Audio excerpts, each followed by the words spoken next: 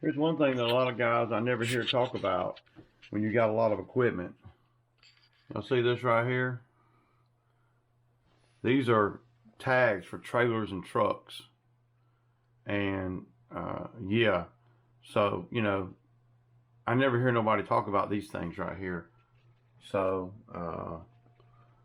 these aren't due until August 8th, but I get the notice, you know, around the middle to the last week of July, and I have already got all my tags for the next year. So for the business anyway, done, paid for. Don't never wait till the last minute to do anything, man. Not me.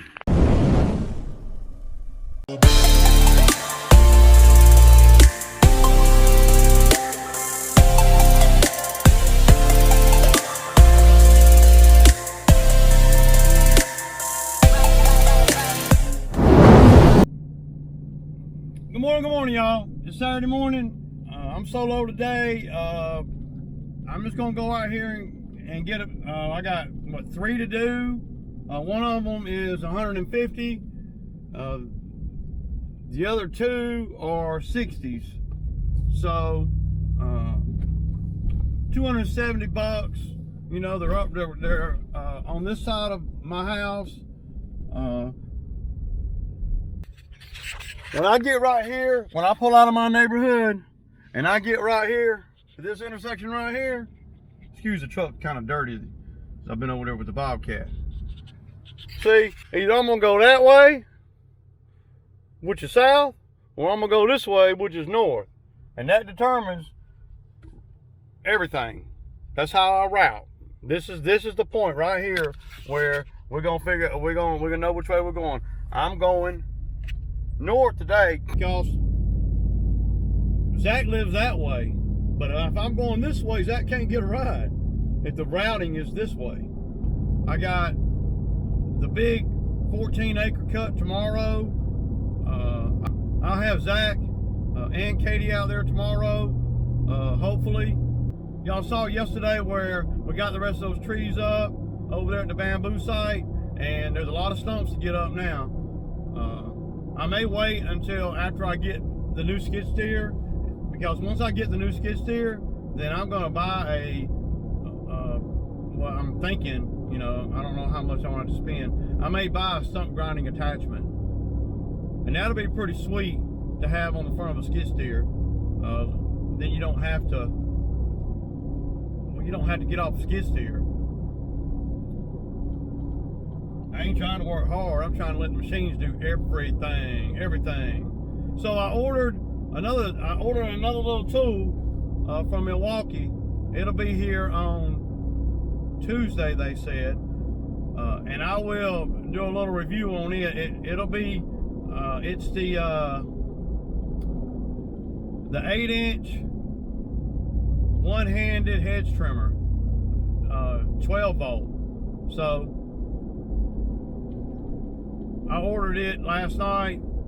I just gotta have one, dude, because it sure will come in handy when you can, you know, touch up stuff and things like that. Nice to have, especially like on the lawnmower on some of these properties where the limbs are hitting you. You can just reach up and just cut, right? You don't have to stop or nothing. So I ordered one of them. It's a little bit pricey, I think, but you know, you pay for quality, and a battery does come with it. The battery, you know, usually about $100 bucks. So I think it was $250 for this one tool. Yeah, I like nice tools though. I like nice stuff. I like good stuff, and I know that I got to keep investing in tools so the older ones will continue to last. They'll last longer. If I just buy one set of hedge trimmers every 8 years with as much hedges as we do, I'm gonna wear them out, man. I like to have multiple trimmers and stuff. Then when I run up on big jobs like on the $1 Million Street over there, I can have 3 people and everybody's got a set of hedge trimmers, and you can really get her done then. Here at the ATM real quick. So yeah, man, I got this 1 yard. I got to drive. It's a little bit of a drive to the first one, but it pays pretty good. I got to stop by my mom's real quick, and yeah. I'll have to, yeah, man. All right, so like I said, I don't have a lot to do today, but I need to get these things done so we can, you know, once I get ahead of the 8-ball, y'all, I like to stay ahead of the 8-ball. I don't play, man. Ray ain't nothing nice once he gets a good toe hole and on everything that's going on. You know, a lot going on this week though. I got a very busy day on Tuesday. We got, like I said, a $700 bush job one day this week. I haven't put it on the schedule. It's on the schedule, but I haven't put it on the exact day. I want to say Wednesday or Thursday. I want to do that bush job after I get the new little hedge trimmers from Milwaukee. I have about 6 of the M12 batteries, and I wanted to buy the tool without the battery, but they wasn't gonna let me do that. I hate that too, man. So yeah. What else I got? So a couple things going on that I noticed this morning. I was gonna bring the Ferris out here today, you know, because, well, I haven't ran the Ferris in a month, and I got on the Ferris and it cranked right up, and I was pulling it out of the backyard, you know, gonna put it on the trailer, and I engaged the blades, and the blades didn't engage. I don't know exactly what. It might be some kind of safety feature or something. I'm not sure. It's something stupid. So I didn't bring it, you know, because at the end of the day, I'm gonna have to put that other X-Mark back in the shop. Yeah, I know, y'all.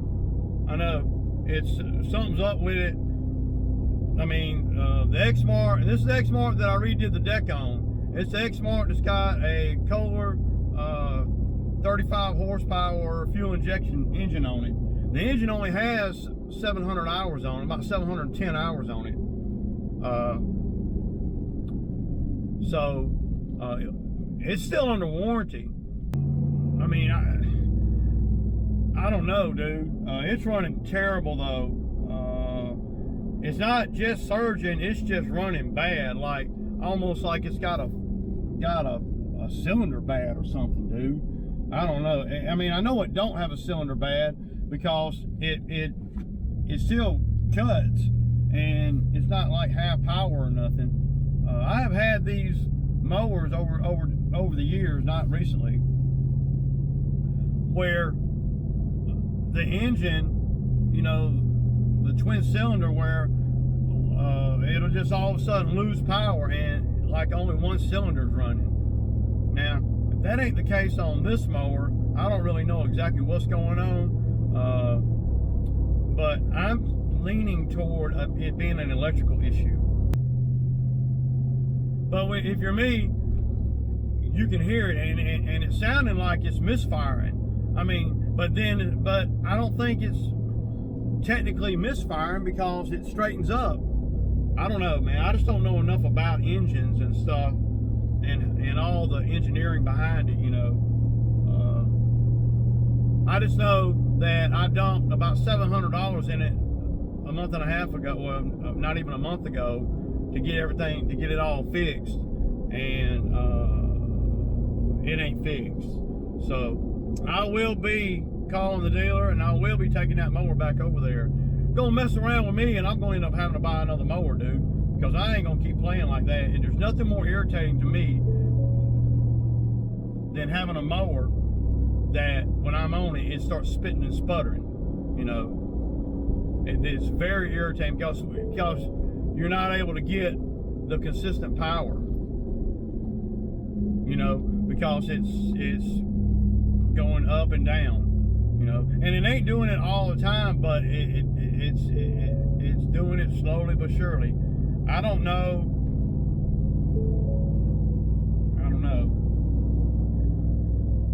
It's gotta be some kind of damn electrical issue, I think.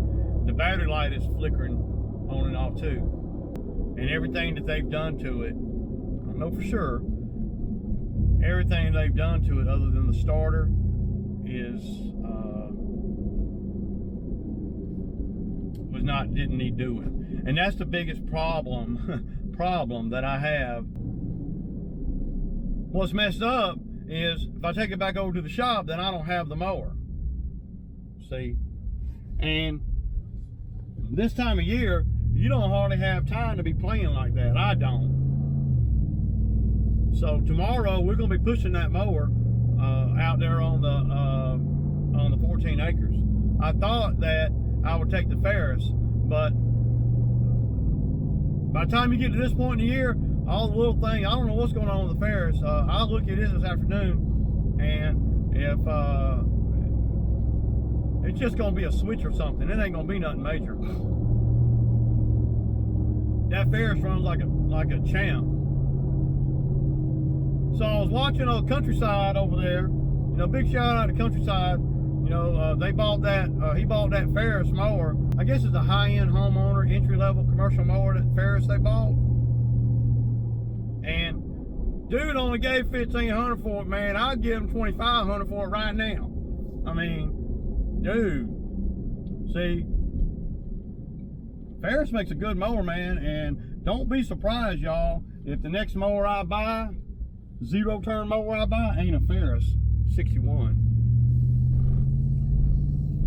I'm crazy about Ferris, y'all.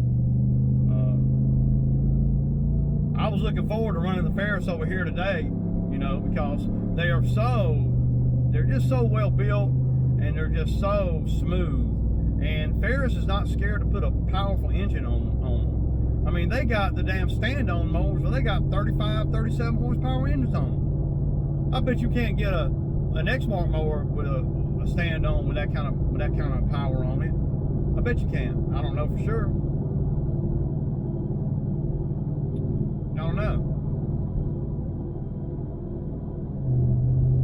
But a big shout out to Countryside over there, man. They do a lot of work too, and they have fun at it. It's a father-son team, I believe. Big shout out to those guys, man. They're the equivalent of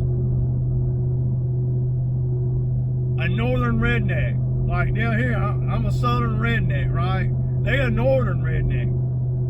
They just in a different spot. If I went up there and hung with those guys, I'd fit right in. If they came down here and hung with me, they'd fit right in.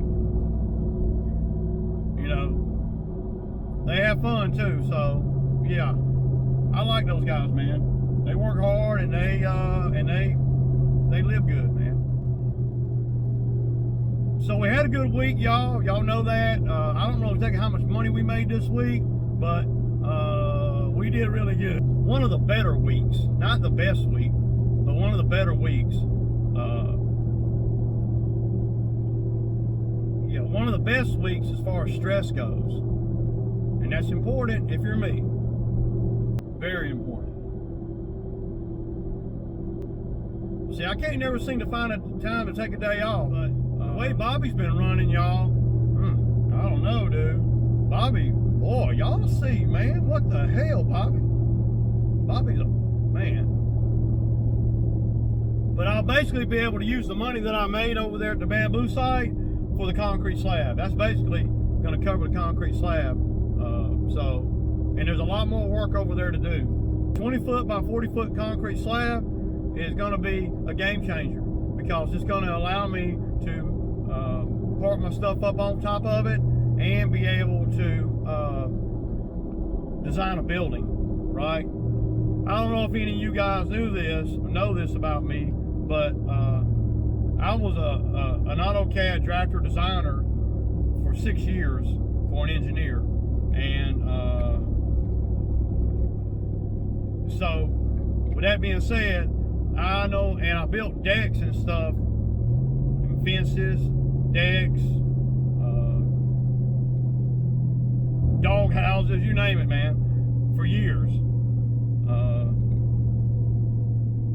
But the biggest thing is, I know the AutoCAD software, and I can design things in the software, and I have the software. I can on my computer. We're talking about Autodesk AutoCAD, and that's a design software to where that, well, engineers and architects and all of them use it. It's expensive stuff, but if you know how to use it, it is well, it's mind-blowing. So I want to design, I'm going to design a building up there for the 20-foot by 40-foot slab. But it's hard for me to visualize it right now because I don't have the slab there. Let's get that slab there, and then I'll be able to see it better in my head. I got to be able to see it in my head, man. Just some things that I do, you know, just because you're my customer, and I want to make things easier for me. You see all these right here? They were all coming up this tree right here, and I want to be able to get a lawnmower in here. So I trimmed it off, and it looks so much neater too. I did that with my handsaw, you know, no chainsaw required. And last time I was here, I did one of the other ones. So now I'm just gonna come up in here with the mower, and I'm gonna push this up underneath here, you know. Yeah, because I don't want to be, you know, going underneath and running into all these limbs. It'll make it quicker in the long run here, right? And I'm not charging for that. Y'all see all the beds here? They're all sprayed and they look great.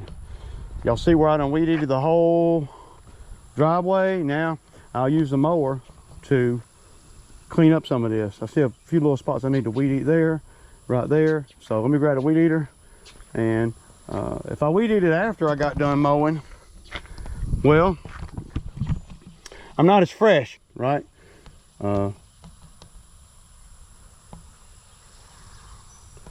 I want to hit some of this grass in here. And we may do a little more spraying over here. So yeah, let me grab the weed eater.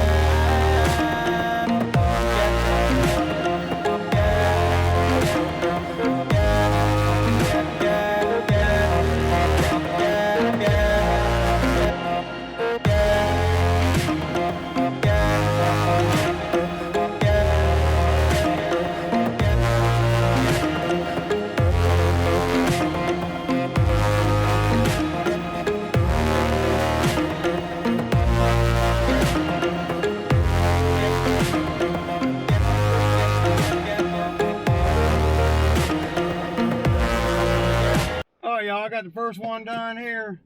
I'll tell you what though, this customer here, he is well, I can't stand customers that always think somebody's trying to beat them, you know. He was saying when I got here, you know, the last time I was here, he wasn't here. So right, so it took me an hour and 40 minutes over here, dude. That's way too long.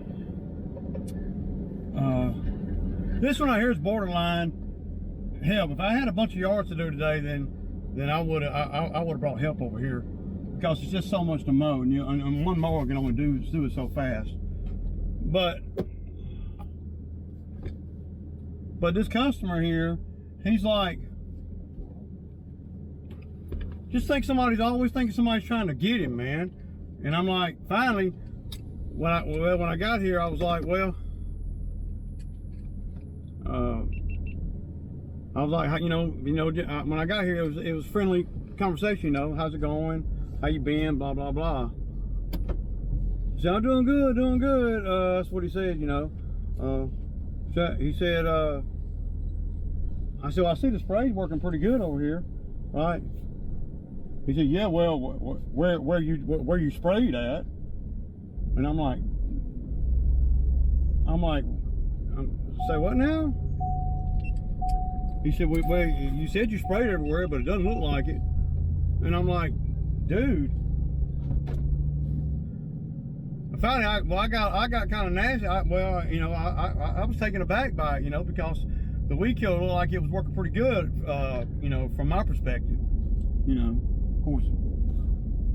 So I said, yeah, Lord, worked pretty good. He said, well, it doesn't look like you sprayed there. It doesn't look like you sprayed there. It doesn't look like you sprayed.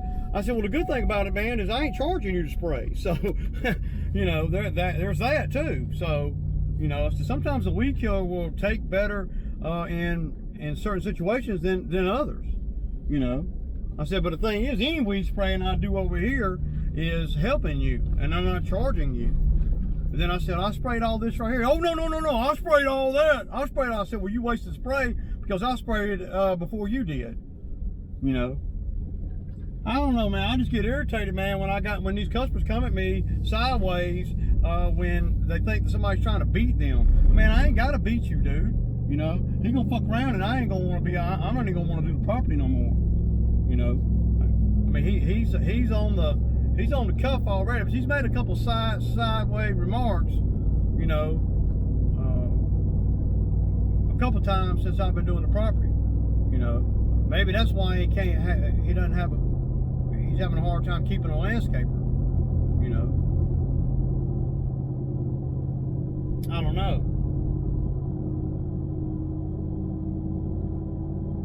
But to me, you ain't gonna want to come at me sideways and me want to keep working for you,